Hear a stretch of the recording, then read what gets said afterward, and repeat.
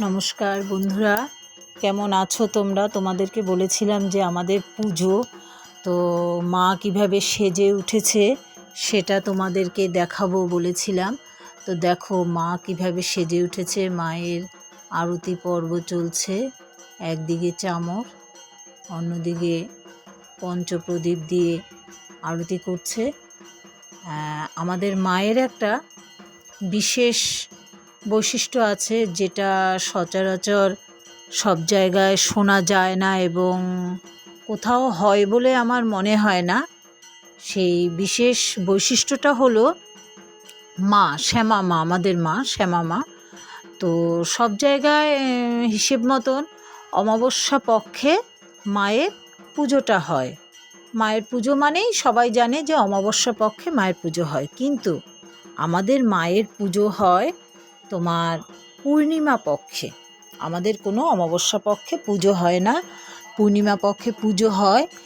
এবং আরও একটা যেটা বিশেষ জিনিস, মায়ের এই যে বরণ কুলো বা গঙ্গা বরণ করা, এটাও কোনো মেয়েরা মানে মায়ের বরণকুলো সাজাবে না এবং মায়ের ঘর ছোবে না কোনো মেয়েরা বা মহিলারা।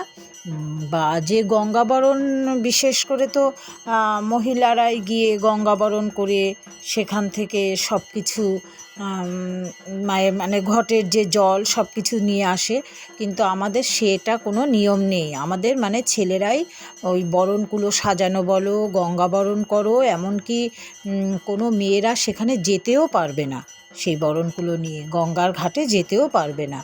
সব পুরুষেরাই করবে। তো সোহাগই করে, সোহাগের সাথে কিছু বন্ধুরা যায়, গিয়ে গঙ্গা বরণ করে নিয়ে আসে এবং আগের দিন রাতে বরণকুলো সাজিয়ে গুছিয়ে তারপরে নিয়ে আসে। এবং পুজোটা, এই যে পুজোটা হচ্ছে, এটা কিন্তু পূর্ণিমা পক্ষে পুজো হয়ে গেছে আমাদের কিন্তু কোনো, এখন যেমন পূর্ণিমা চলে গেল, পূর্ণিমা বৃহস্পতিবার চলে গেল, আজকে এখন অমাবস্যা পক্ষ চলছে।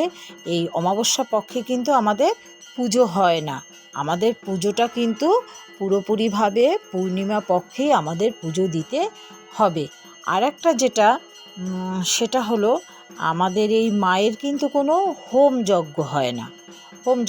যেহেতু মা এখানে ঘটে প্রতিষ্ঠিত, তাই মায়ের হোম যজ্ঞ মানে তো হয়ে যাওয়া, মানে পুজো সমাপ্ত হওয়া। তাই মায়ের কোনো হোম যজ্ঞ হবে না।